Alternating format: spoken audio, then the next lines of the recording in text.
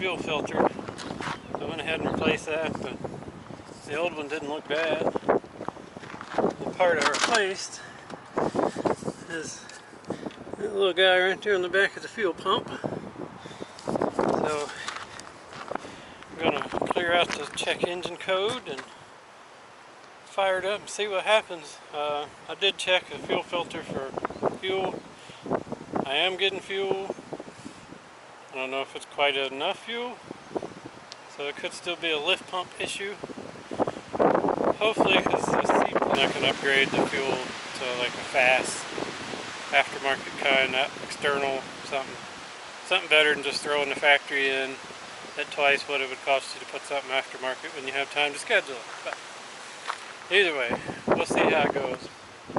So, we'll see how the rest of the day goes anyway. But cranks and get out of the parking lot. We still got to give it a few miles. I got the part replaced. It took it a second to crank, which is typical, but other than the RPM gauge reading 0, which that's a soldering issue on the back of the cluster I just haven't done. It seems to be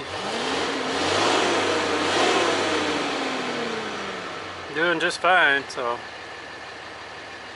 we'll see. I'm kind of, because it's close enough if I had to do the in-tank pump.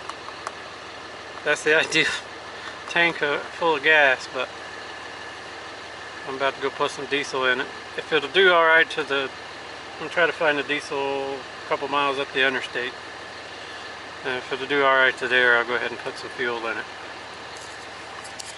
Yeah, we'll see. It'd be nice, $250 fix instead of 1,000 plus. So, can only hope for the best.